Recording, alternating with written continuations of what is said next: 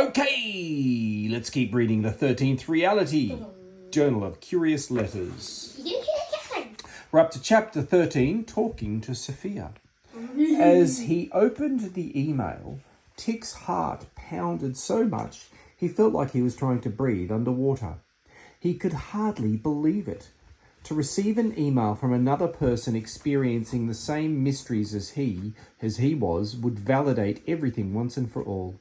Even more than meeting Mothball or being attacked by the gnat rat. Forcing his eyes to slow down and take in each word, Tick read the email. Dear Atticus Higginbottom, I'll write to you in English since I know you must be a typical American who can only speak Americanese, and my English is, well, brilliant. My name is Sophia Piccini. I live in the Alps, in the pretty Alps in the country of Italy. Do you know where Italy is? Probably not. You're too busy studying the Big Mac and the Spider-Man and not world geography. Maybe you can learn from Sophia and be smart. I'm just teasing you, so please don't cry. I saw your post on the Pen Pal website and almost swallowed my shoe. No, I didn't have a shoe in my mouth. It just sounds like something a funny Americanese boy would say. Tick paused, trying to hold in a laugh since he'd already embarrassed himself enough in front of the library crowd. But this Italian girl, was she for real? He continued reading. I got a letter from a person named MG in November. You too? At first I laughed and I thought it was my friend Tony, but the letter came from Alaska, so I don't know. So I don't know. Then more came, and I met a really tall lady called Mothball. Did you meet her? She's like a walking tree with clothes, but I like her. So what do you think? Is this for real? What will happen on the day? Did you figure everything out? Find anyone else? Write back. Your new friend, Sophia. P.S. You have a weird name, by the way. Tick hated when the email ended, wishing she'd written him pages and pages of what she thought and felt, and if she'd figured out the magic words or anything else. He clicked the reply to sender button.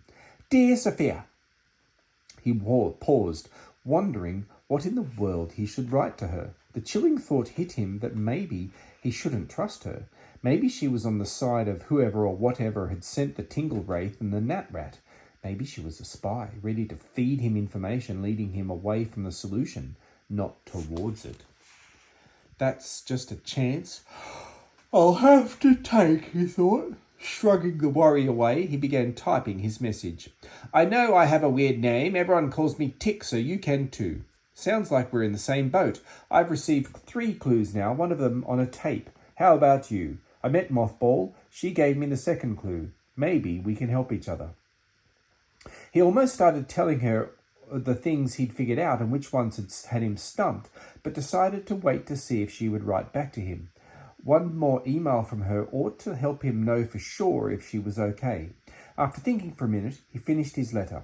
I wonder how many others like us there are out there. I hope someone else writes to me. Let me know if anyone writes to you, okay? Have you seen anything like a ghost made of smoke that turns into a grandpa face? What about a gnat rat? That thing put me in hospital, but I'm okay now. How old are you? I'm 13 and I live in Washington, though you already know that because I guess you saw my Pen Pal account. You're from Italy? That's way awesome. I wish we could meet and talk face to face about this stuff. I'm keeping all my notes in a book called Tick Higginbottom's Journal of Curious Letters. Pretty cool, huh? Talk to you later, Tick. He clicked send, knowing Sophia probably wouldn't read the email until tomorrow because it was already past bedtime in Italy. His initial excitement tempered by the thought that he wouldn't hear back from Sophia for at least a day. He logged off the computer and grabbed his backpack.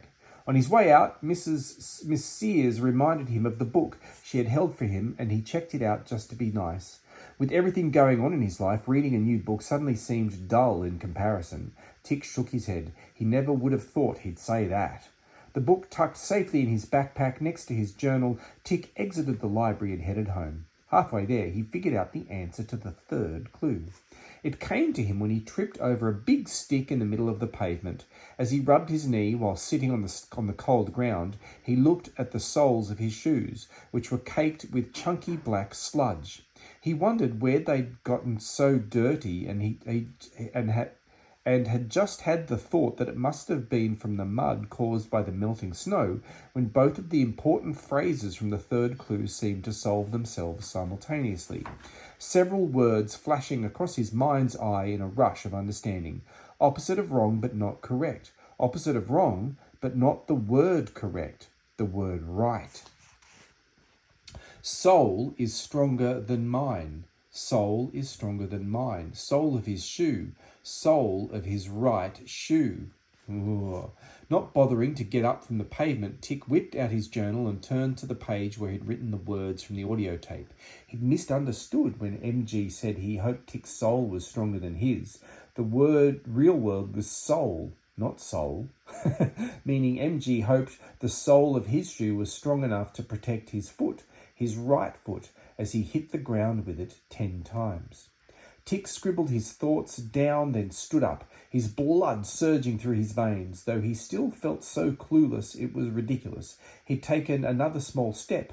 On May the 6th, Tick needed to say magic words that he didn't know, then stomp the ground with his right foot 10 times. As he ran the rest of the way home, he couldn't help but marvel at how completely stupid that sounded. 3 days passed with no reply from Sophia, and though he'd never met her, Tick felt worried sick that something terrible had happened to her, or that maybe she'd given up and burned the letter from MG, surrendering once and for all. Tick could barely think of anything else, losing his focus in school. He actually got a B on a test, shocking his English teacher beyond words. Every morning and night he checked his email at home, and he swung by the library every chance he got. When an entire week had passed in silence, his heart felt completely ill, and he didn't know what else to do but give up on her. The Thursday before Christmas holiday started, he walked home from school, his head down, staring at his feet through the falling snow. They'd had a couple of weeks' break from the white stuff, but it had come back with a fury the night before and hadn't let up. Tick didn't complain, of course. He loved the heavy snow, but he couldn't cheer up, feeling sad about Sophia and the lack of any more clues from his mysterious stranger. He was just passing the patch of woods where he'd met Mothball when something caught his eye on the other side of the road. A wooden sign had been hastily nailed to a sharpened stick and hammered into the ground. Some words were painted on it in messy blue paint, the letters dripping like blood. He couldn't tell what most of the sign said from his position, but 2 of the words stood out like a pair of leprechauns in a hamster cage. Atticus Higginbottom. Chapter 14. Shoes and Mittens. Tick ran over to the sign, squinting his eyes through the swirling snow to read the smaller words underneath his name. His brow crinkled in confusion. He read the sign over again, almost expecting the words to change the second time. Just when he thought he was used to how bizarre his life had become, he received a message that seemed to make no sense. Atticus Higginbottom, meet me when night is a backwards dim. Don't look for her, 'cause I am him. The steps of your porch will do just fine, but don't bring snakes, spiders or swine. For you I have important news. In return I ask for children's shoes. One more thing, or see me spittin', be sure to bring 2 nice soft mittens. If Tick had woken up that morning and guessed 1,000 things a special sign made just for him might have said, a request for children's shoes and mittens would have not made the list. Not knowing what else to do, and not really keen on anyone else seeing the sign, he yanked it up out of the ground and carried it home with him, trying to sort out the message. There didn't seem to be too many clues in the poem, just a request to meet on the steps of his porch. Meet me when night is a backwards dim. Tick figured that one out almost instantly. Dim, spelled backwards, was mid, which meant the stranger wanted him to be waiting on his porch at midnight, presumably tonight. The now familiar shiver of excitement tickled Tick's spine as he looked at his watch and saw he still had almost 7 hours to wait. Bummer, he thought. It was going to be a long evening. At dinner that night, Tick sat with his whole family eating meatloaf. The one thing in the universe his mum cooked that disgusted him like fried toenails. If given the choice, it would have been a tough decision between the two. He absolutely hated, despised and loathed meatloaf. Yuck. He forced down a bite or two, then did his best to smash the grey-green blobs of meat into a little ball, so it looked like he'd eaten more than he really had. Kayla devoured hers, though she put just as much on the floor as she did in her mouth. "What's the latest at school?" Dad asked, reaching for the bowl of mashed potatoes. "Not much. I'm doing okay." Tick realised he'd let his mind get too occupied lately, spending less time with his family. He resolved to do better. They were, after all, just about the only friends he had in the world besides Mr. Chew. And Mothball, he thought, and Sophia, maybe. "Just okay," Lisa said. "What, did Einstein Jr. get a bad grade or something?" "Oh, please," his mum said through a snicker as though the idea was the funniest thing that had ever been spoken aloud. "Well, I did get a B on my last English test." Dead silence settled around the table like he'd just announced he was an alien and he was about to have a baby because on Mars the men were the ones who got pregnant. Even Kayla had dropped her wad of meatloaf, staring at him with blank eyes. "What?" Tick asked, knowing very well what the answer would be. "Son," his dad said, "you haven't gotten a B on anything since I've known you, and I've known you since the day you were born." "Yeah," Lisa agreed. "I think the world has stopped spinning." Tick shrugged, scooping up a mouthful of green beans. It's nothing. Maybe I had bad gas that day." Kayla laughed out loud, then yelled in a sing-songy voice, "Tick had tooty buns! Tick had tooty buns!" That broke everyone up and dinner continued like normal. "Anything happened lately with your pen pal account?" Mum asked. Tick almost choked on his potatoes. For a split second, worried that somehow Mum had logged into his account and seen the email from Sophia, but then he realised he was just being a worrywart. Her question, totally innocent. He'd been doing the pen pal thing for a couple of years, still having never really connected with anyone for more than a few letters here and there. No one had ever seemed interesting enough for him to want to stay in touch. Or maybe it was the other way round. "Not really. I got an email from some girl in Italy, but she seems kind of psycho." "Psycho?" Dad asked. "Why? What did she say?" "She called me an Americanese boy and asked me a million dumb questions," Mum tisked. "Last time I checked, not speaking English well and being curious did not make someone a psycho. Give her a chance. Maybe she likes chess." "Maybe she's cute," Lisa added. "You could marry her and join the mafia." "Sweetheart," Dad said, "I don't think everyone from Italy is in the mob." "Yeah, it's probably only like half," Tick said. He expected Lisa to laugh at his joke, but he was disappointed to see she thought he'd been serious. "Really?" she asked. "It was a joke, sis." "Oh, yeah, I knew that." "Well, anyway," Dad said, moving on, "I think this weekend we should all go and see a movie. Go bowling or something. Who's in?" By habit, everyone around the table raised their hand. Kayla shrieked as she waved both arms in the air. "All right, plan on it. Everyone meet right here at noon on Saturday."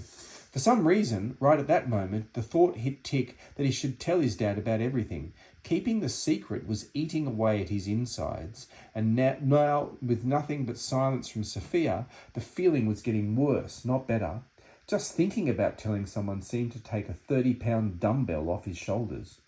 Next time Mum's out shopping, he thought, I'll tell him. Maybe he can help me figure everything out, if he believes me. Tick put his dishes away, then watched some ridiculous game show on TV with his family. The whole time, he thought of one thing and one thing only: midnight. It was time for bed, but Tick wanted to check his email one more time. He felt obsessed, checking it constantly in hopes that Sophia would finally write back to him. He sipped a cup of hot chocolate as he logged onto the computer in the living room, almost spilling his drink when he saw Sophia's name in the inbox. He put his cup down and leaned forwards, clicking on her email. "Dear Tick, someone needs to teach you how to answer a stinking question. I asked you many and all you did was write back asking me more. If I lived in the USA, I would smack your head with a pogo stick. I am a good, smart Italian girl, and so I will answer your questions. First, I have to tell you that I had a very hard week. Something is chasing me and I'm very scared. I almost burned the letter 5 times. Well, not really. When a Pacini makes a decision, a Pacini never goes back. I made my choice and I'll stick to it like butter on a peanut, or whatever you crazy Americans say. Anyway, I will now answer your questions. I have 4 clues now. I got the last one last night. Maybe you did too. It's about dead people, which doesn't sound good. We should definitely help each other. Saw the ghost thing, but not the rat thing. Don't want to talk about it. I'm 12 years old, almost 13. I like your journal idea. I made one too. Hope it's okay to steal your name. Mine's called Sophia Pacini's Journal of Curious Letters. I even used English to make it seem like yours. I joke a lot, and if we meet you will think I'm crazy. Last summer I beat up 17 boys. Glad we can be friends. Ciao, that's Italiano, smart boy, Sophia. He just finished reading the email when his dad told him to log off and go to bed. Grumbling, he obeyed, hating that he'd have to wait till tomorrow to write back to Sophia. He thought about sneaking downstairs after his parents were asleep, but he knew Edgar Light Sleeper Higginbottom would catch him as soon as he heard the buzz of the computer fan.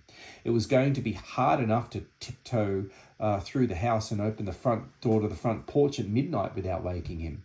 He brushed his teeth and said good night to everyone, then got into bed, his lamp on for reading. He decided to take a break from the fantasy novel he'd been reading and pulled out the book by Savage, flipping to chapter 1. 20 minutes later, he did the worst thing he could possibly do.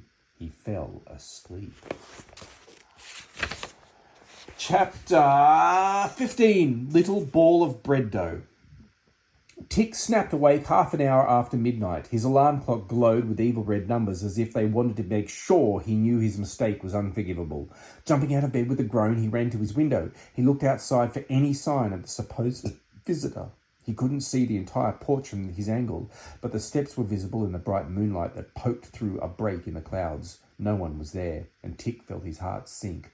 I'm such an idiot. Maybe he'd messed the whole thing up and lost the trust of MG.